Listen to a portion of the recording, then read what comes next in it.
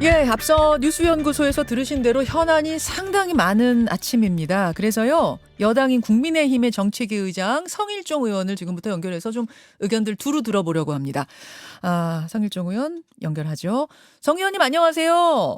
예, 안녕하십니까. 성일종 의원입니다. 예, 정책위 의장이시기 때문에 지금 정기국회에서 논의되고 있는 정책 먼저 좀 짚고 가겠습니다. 네. 예, 먼저 종부세 문제인데요. 특별한 경우들, 예를 들어서 일시적 2주택자라든지 상속주택 보유자라든지 3억 이하 지방주택 보유자 등등등에 대한 종부세 감면 또는 유예. 이거는 지금 여야가 합의가 된 거죠? 예, 그렇습니다. 예, 그건 합의가 됐고요. 그렇죠. 근데 지금 쟁점은 공제 금액이 11억인데 네. 14억까지 3억 정도를 더 올리는 거를 지금 현재 합의가 안 되고 있는데 이 부분들은 민주당의 그 당정 협의까지 해서 했었던 일들이잖아요. 그리고 여러 민주당의 정책의장이라든지 많은 분들이 말씀하셨었던 거기 때문에 이런 것들이 정말 민생입니다. 부동산 정책 실패가 민주당으로부터 온 거잖아요. 그렇기 때문에 정책 실패로부터 고통받고 있는 국민들에 대한 세에 대한 부담을 완화하는 거기 때문에 예. 민주당이 좀 전향적으로 나와주셨으면 좋겠습니다. 그러니까 11억 원인 기준을 14억부터로 좀 높이자는 게 지금 정부 여당이고 민주당에서는 거기에 대해서 지금 반대하고 있는 상황. 지금 물밑으로는 협상을 좀 여야가 하고 있나요? 이 기준선 놓고? 이 부분에 대해서는 워낙 완강한 거로 알고 있습니다. 완강한 걸로 민주당이? 예. 저희는 이걸 좀 하자고는 쪽이고요. 예, 민주당에서는 이 부분에 대해서는 상당히 완강한 거로 알고 있습니다. 한 13억 정도 선에서 어떤 협상의 여지, 합의의 여지가 있는가 어떤가 싶어요, 의장님. 그런 안도 저희 기재위 유성걸 간사께서 말씀을 하셨는데요. 예. 그 부분조차도 협상 테이블에 안 올리려고 하는 거로 알고 있습니다. 13억 원도 굉장히 예. 생각보다 굉장히 완강한 상황이군요. 지금 민주당 입장이. 그러니까 이번 달 말까지 좀 충분히 논의하자. 요건 어떤가요? 이게 왜 그러냐면은 이제 빨리 법이 통과가 돼야 국세청이 예. 신고를 하는 기간도 있고 또 지금 현재 이게 8월 20일까지 끝났어야 될 일들이거든요. 근데 현재까지 안 끝나서 행정적으로 굉장히 혼란이 있고 어려움이 많습니다. 그래서 하루라도 빨리 이 부분을 처리를 해 주셔야 이 행정의 부담이 줄어들게 될 겁니다. 그래서 이런 부분들을 집권했던 민주당이기 때문에 잘 알고 있거든요. 그래서 빨리 전향적으로 검토해 주십사 하는 말씀을 다시 드립니다. 알겠습니다. 이제 그 문제가 지금 정책 관련해서 가장 뜨거운 문제 같고 잠시 후에 정책 이야기는 조금 더 여쭙기로 하고요. 예. 야당으로 눈을 돌려보겠습니다. 민주당 이재명 대표. 검찰이 출석하라고 한 날이 내일입니다. 이 이재명 대표 출석 문제를 놓고 오늘 민주당이 비상총회 연다고 하는데요. 어떻게 이 대표 출석할 걸로 보십니까? 어떻게 보세요? 본인이 말하셨던 것들을 다시 한번 짚어보고 그에 따르는 행동을 해 주십사 하는 말씀을 드립니다. 그게 무슨 옛날에 이재명 대표께서 하신 말씀이 있어요.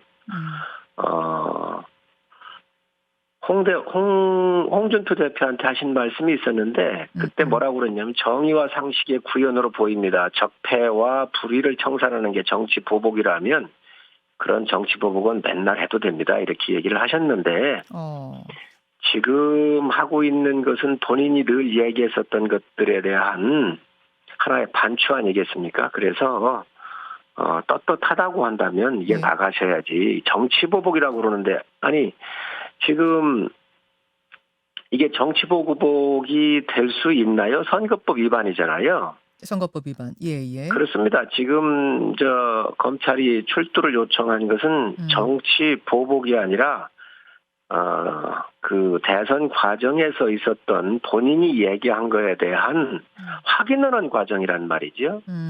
국토부에 협박이 있었다라고 국정감사 시에도 얘기를 했지 않습니까? 예. 그 백현동 사건에 대해서. 근데 성남시장이 다 승인한 이후에 국토부에 공문이 간 거예요. 다 맞지 않는 얘기입니다. 왜 떳떳하지 않으면 안 나가십니까? 그 지금 이제 나가야 된다는 입장을 그 당위성을 설명하셨는데 현실적으로는 어떤 선택할 것 같습니까? 민주당이? 제가 볼 때는 정치보복 프레임으로 이렇게 몰고 가는 거로 봐서는 안 나갈 가능성이 높다고 봅니다. 그런 선택을 할 걸로 보세요.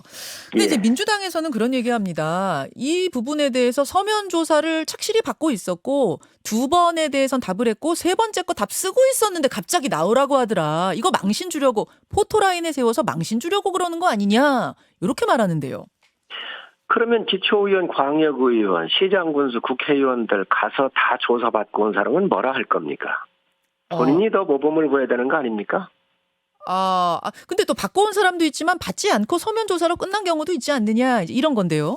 이 사안의 중대성을 판단하는 것은 검찰입니다. 그렇기 때문에 그런 것을 더더욱 떳떳하게 가서 받아야지요. 민주당에서는 윤 정부가 전면전을 선포했다. 포토라인에 서야 할 사람은 김건희 여사다. 이런 입장입니다. 아마 오늘 의원총회에서 그 김건희 특검법을 당론으로 채택할지 말지 이 부분도 논의를 한다고 하는데요. 지금 분위기는 김건희 특검법으로 가자는 쪽으로 지금 확 기울어지고 있다고 해요. 이건 어떻게 생각하세요? 그 선거법 위반에 대해서 조사를 받는데 또 당연히 대선 후보로 나섰던 사람이 당연히 받아야 할 일을 김건희 여사하고 왜 연관을 짓지요? 속아 웃을 일입니다. 김건희 여사 같은 경우 자기들 친문 그 검찰에서 탈탈 털었던 거 아닙니까? 정말 먼지 털듯 털은 거 아닙니까? 먼지 털듯. 자기들 말대로 먼지 털듯 털었잖아요. 아니 주가 조작을 10년씩 하는 거 보셨습니까? 그런데 민주당은 참 그 대단한 당인데 민주당 유전자엔 물귀신 작전의 유능함을 갖고 있습니다.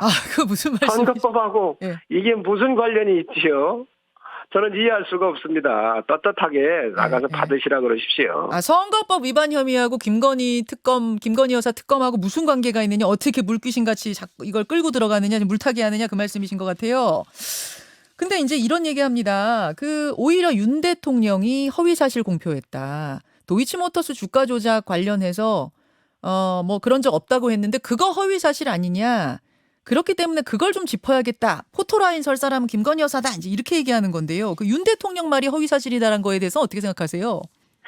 주가 조작을 했으면요. 이 부분에 대해서 주가 조작 한 사실이 없는데 뭐가 허위 사실이라는 거지요?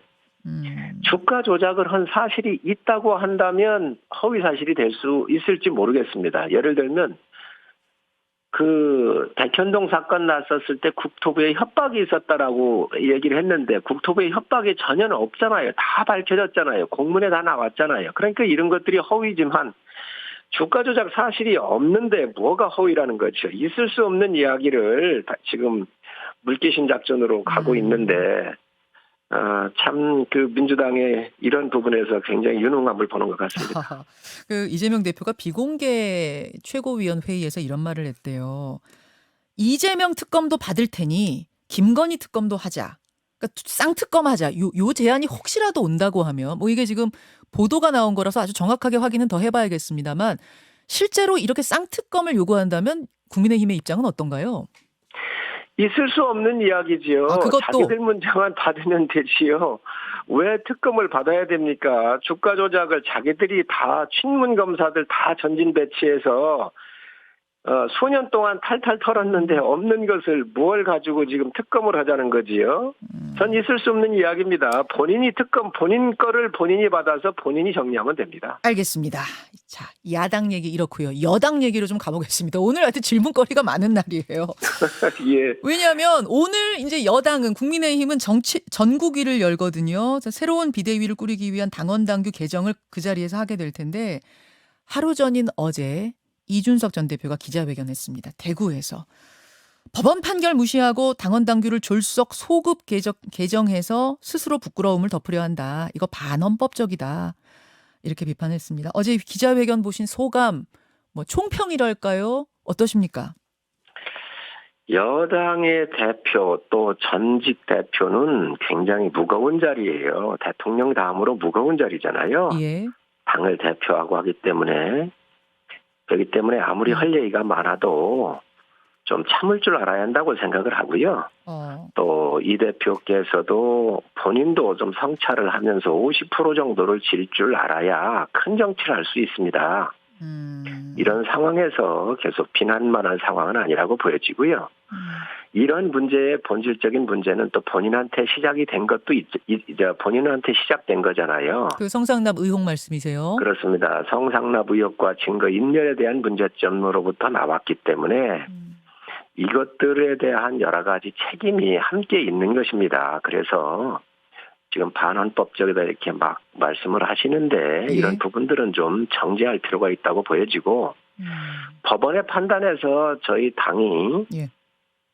존중을 하기 때문에 비상상황이 아니라고 한 부분에 대해서 비상상황은 이러이러한 겁니다라고 그러지 이러이러한 겁니다 해서 예시를 지금 해서 전국위원회를 또 상임위를 통과하려고 하는 것이지요. 오히려 법원의 판단을 존중하기 때문에 바꾸는 거다?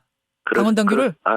법원의 판단을 저희가 수용을 한 겁니다. 그래서 그런 부분들에 대해서 예. 당연 당규에 대해서 정리를 하고 있는 것이지요. 그리고 새로운 체제로 가야 되겠다. 이 비상 상황이기 때문에 그렇게 저희가 수용할 수는 없지만 어쨌든 법원 판단에 대해서 이 부분에 대해서는 저희가 존중을 하면서 갈 수밖에 없는 것이지요. 그 전국위에서 오늘 당원당규 개정하고 나면 비대위는 이제 8일에 9월 8일 추석 연휴 전날 출범을 할 텐데요. 비대위원장은 주호영 위원장이 유력한가요? 아무래도 원내대표도 하셨고 다양한 경험이 있으시고요. 장관도 하셨고 5선이시고 또 안정감 있게 당을 이끌으셨었잖아요. 그래서 김종인 비대위원장님하고 투톱이 돼서 당을 살렸고 정권 교체한 주역 중에 한 분이시기 때문에 예. 당내 의원들 쪽에서는 그래도 주호영 비대위원장님이 적합하지 않겠나라고는 충론입니다.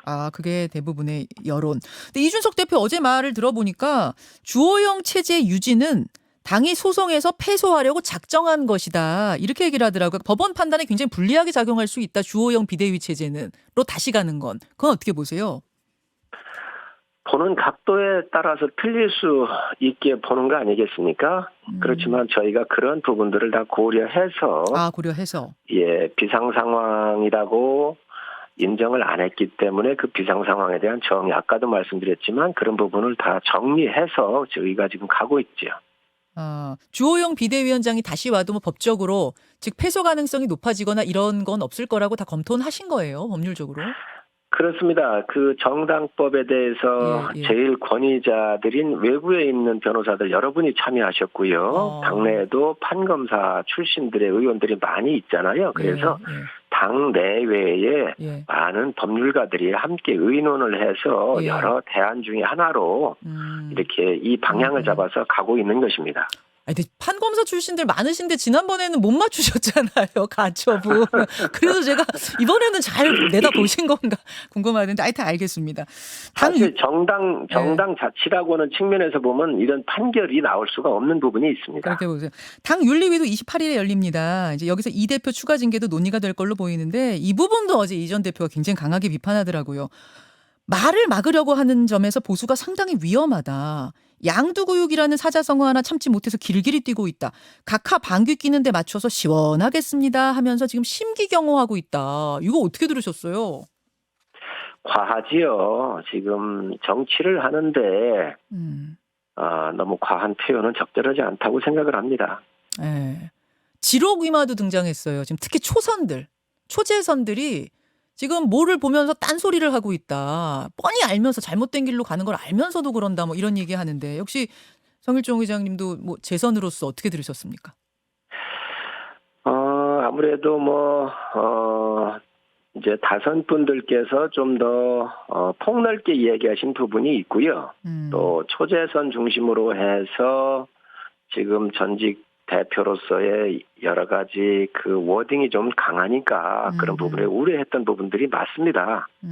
그렇지만 그런 부분들을 다 함께 이렇게 생각을 하고 또 말에 대해서 신중을 기해야 되는 것이 알겠습니다. 현직이든 전직이든 그 여권에 책임지고 예. 있었던 그런 당대표가 해야 될 일이라고 생각을 합니다. 계속 신중함에 대한 지금 강조를 하고 계세요. 그나저나 당 정책위 의장이신데 당내 중요한 정책에 관한 질문이 하나 있어서 이것도 짧게 좀 질문 드리고 갈게요. 오늘 당혁신위원회가 PPAT 공직 후보자 기초 자격 평가를 총선 후보들에 대해서도 치르게 하도록 이렇게 발표를 할 거라고 합니다. 근데 뭐 최종 결정은 새로 비대위 꾸려지면 거기서 하게 되잖아요. 어떻게 생각하십니까? 지방선거 할 때 이 제도를 도입을 했었는데요. 예.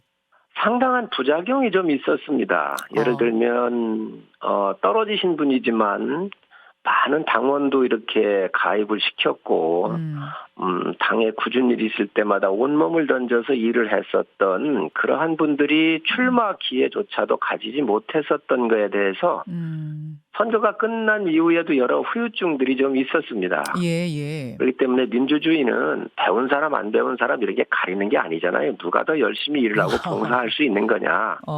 이 기회에 대해서 균등하게 보장이 돼야 되는데 시험을 보는 것도 굉장히 긍정적인 면이 있지만 예. 이런 부분들에 대한 여러 가지 권리에 대해서도 지켜줄 또 책임이 있는 것이지요. 알겠습니다. 그래서 신중하게 논의가 될 겁니다. 여기까지 듣겠습니다. 정책위 의장님 고맙습니다. 김현정의 뉴스쇼는 시청자 여러분의 참여를 기다립니다. 구독과 좋아요, 댓글 잊지 않으셨죠? 알림 설정을 해두시면 평일 아침 7시 20분 실시간 라이브도 참여하실 수 있습니다.